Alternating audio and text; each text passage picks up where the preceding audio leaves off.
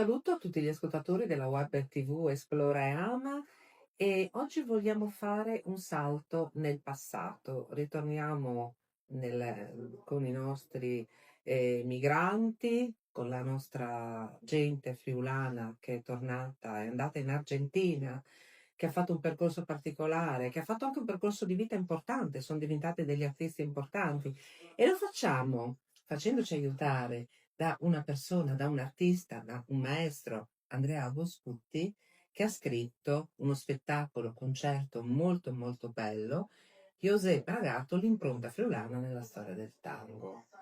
Uno spettacolo che colpisce molto, io l'ho visto e sono veramente rimasta rapita da questo.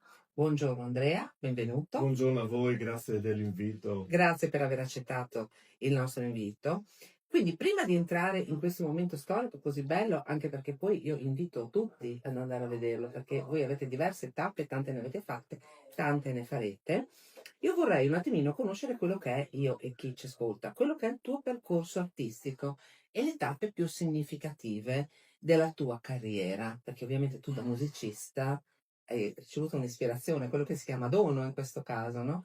Ecco, come hai iniziato, come si è sviluppato e quello che stai facendo e che magari hai anche in programma di fare. Ecco, ringrazio ancora per l'invito e per la disponibilità e l'interesse nei miei confronti e nei riguardi del progetto. Diciamo che sono un po' figlio d'arte, nel senso che il papà ha sempre suonato la fisarmonica e quando andava a provare per le sue esibizioni, io dopo andavo sulle varie tastiere e cercavo di immedesimarmi in repliche di brani e quant'altro. Ecco, quindi piano piano la passione è venuta a galla e ho frequentato le scuole di musica, diciamo, di avviamento allo strumento, dopodiché ho studiato in conservatorio a Udine e da lì mi sono poi trasferito a Vicenza a fare il triennio specialistico di pianoforte e poi ho fatto un diploma superiore di musica da camera all'École Normale Alfred Cortot a Parigi e dopodiché sono tornato a fare il biennio specialistico in pianoforte e discipline musicali e quindi diciamo il mio percorso pianistico a livello di studi ecco, si è concluso lì. E adesso però entriamo proprio nel vivo dell'intervista, che poi è anche il motivo, diciamo, ma bisogna per capire un po' meglio. Come è nata l'idea di dedicare uno spettacolo a questo musicista che poi ha fatto anche la storia? Perché dall'Argentina ha fatto poi una storia importante anche in Italia e Friuli, José Bragato, e quale legame senti con la sua figura? Perché per dedicare poi uno spettacolo ad un artista così importante ci deve essere anche questo filo rouge, questo legame, questa cosa attrattiva tra te e lui. Diciamo prima di tutto che sono sempre stato innamorato della mia terra, il Friuli e della gente che l'abita, ecco. Il tutto è nato quando, dovendo decidere un tema, un argomento particolare, ecco, non troppo generale, per la tesi di laurea specialistica che dovevo fare a Udine, sono incappato in un'aula del conservatorio intitolata a José Bragato, che sinceramente non conoscevo.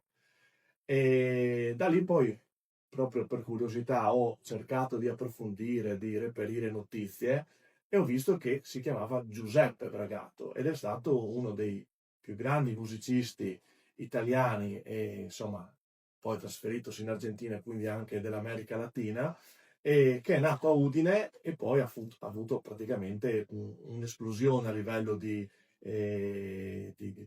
musicista, ecco, di artista a tutto tondo, perché era sia violoncellista sia arrangiatore, quindi veramente era un musicista a 360 gradi. Ecco, l'idea è quindi nata da lì, da un approfondimento che ho voluto fare e da questa scoperta della vita di un grande artista che è stata veramente meravigliosa. Ecco, poi tra l'altro io vorrei fare così un inciso anche sugli attori, perché la scelta degli attori non è stata casuale e secondo me riuscire a mantenere alta l'attenzione perché comunque mi pare, se non ricordo male, sono 2 orette. Sì, di sì, sì, sì, sì, sì, spettacolo, sì. con 2 attori che si rimpallano fra loro delle battute che coinvolgono, ecco, uno di questi è Moretti, Esatto, sì. voglio dire tanta roba e riesce. E poi anche l'attrice è stata veramente Sì. molto, molto brava perché c'è questo coinvolgimento, questo rimpallo, questo tornare indietro nel tempo, ma nello stesso tempo andare avanti, fare questi collegamenti, no, tra passato, presente, quello che poi sarà il futuro, la storia di quest'artista che poi ecco, questa è una cosa anche la scelta diciamo degli attori è stata molto Sì, diciamo che abbiamo fatto numerose repliche e altre sono in programma. Gli attori sono Claudio Moretti e Flavia Valoppi, che sono professionisti, insomma, da lunga data, e il violoncellista è il maestro Enrico Graziani, che si alterna anche con Antonio Merici, a seconda della disponibilità, perché sono entrambi in orchestre molto importanti nazionali. E i testi sono di Paolo Coretti, che si è preso la briga ancora parecchi anni fa di approfondire ulteriormente la figura di José Bragato e di andare a cercare degli aneddoti che non erano scritti da nessun'altra parte. Ecco. Tutto questo è stato correlato anche da informazioni molto precise che mi ha donato, insomma, la figlia Elsa, che ringrazio, e, insomma, e che praticamente ha sempre dato uno sguardo e un'occhiata molto attenta, insomma, allo spettacolo, ecco, e alle varie repliche che abbiamo effettuato. eccolo, il titolo parla di impronta friulana nella storia del tango e qui abbiamo già detto il perché. Ma questa impronta friulana cosa significa per te e come emerge a livello dello spettacolo? Allora, l'impronta friulana innanzitutto perché mi piace cercare di far capire che anche gente del nostro territorio è stata un punto fondamentale, addirittura chiave per certe scoperte, certi approfondimenti in vari campi, che siano artistici o scientifici, ecco. E quindi ci tenevo a mettere appunto un tocco di friulanità anche nel titolo. Dal punto di vista dello spettacolo emerge perché noi, diciamo, durante il racconto che viene spiegato, viene raccontato da Claudio Moretti e Flavio Valoppi, suoniamo 7-8 brani di questo grande compositore, che si rifanno alla tradizione anche popolare friulana, perché c'è un brano che si intitola Ti riquardis, che lui ha scritto in tarda età, che proprio è un collage di brani e di temi delle villotte friulane dell'epoca, che ancora i nostri genitori, insomma i nostri nonni conoscono, ecco. E, questo spettacolo sicuramente lascia dei messaggi importanti, come tutti gli spettacoli, come tutte le rappresentazioni, soprattutto in teatro dove si respira proprio dal vivo tutto ciò, no, quale messaggio avete voluto tu e ovviamente coloro che con te hanno collaborato in questa meravigliosa impresa lasciare agli spettatori, ma in particolar modo io, quella sera che sono stata ho visto tanti giovani. Soprattutto ai giovani, il messaggio che volete dare, che volete comunicare.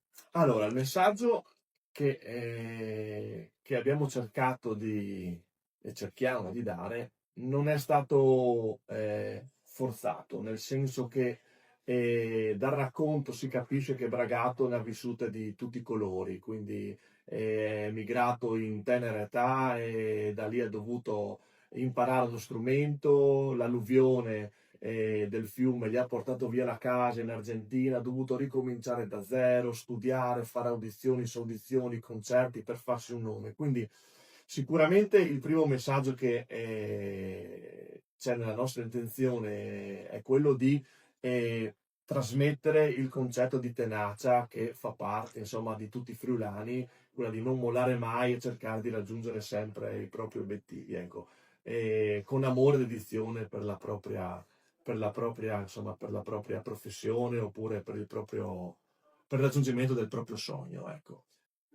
Noi, parlavamo prima così un po' a conclusione, perché purtroppo il tempo è sempre inclemente e ci sarebbe veramente molto, molto di più da dire, ciò non toglie che magari ci rivedremo sicuramente Andrea su questi schermi. I prossimi spettacoli, quando li avremo la possibilità Allora, di vederli? Facciamo un po' di promozione certo, perché invitiamo certo. ad andare a vederli. Per la stagione Musica in Villa, che è una stagione ormai storica, tradizionale, a livello insomma di organizzazione spettacoli e concerti di Friuli Venezia Giulia, abbiamo la prossima replica il 31 di agosto a Villa Odorico alle ore 19 a Flaibano. E, i prossimi spettacoli poi nei mesi diciamo autunnali, invernali saranno le Stizza a Povoletto, sono ancora da calendarizzare a livello di data, però insomma ci saranno sicuramente nei prossimi mesi Ecco, autunnali. voi avete un sito o magari seguendo la tua pagina Sì, dove seguendo la pagina Facebook si possono insomma recuperare le date, oltre ovviamente al volantinaggio e alle pubblicità che verranno fatte di comune in comune oppure di stagione in stagione. Ecco. Quindi state attenti, informatevi e non perdetevi l'occasione di andare a vedere questo meraviglioso spettacolo che parla della nostra friulanità, delle nostre origini, della nostra gente. Grazie Andrea Coscutti per essere Grazie a stato qui voi, con noi, grazie mille a voi. grazie a voi per averci seguito, buon proseguimento.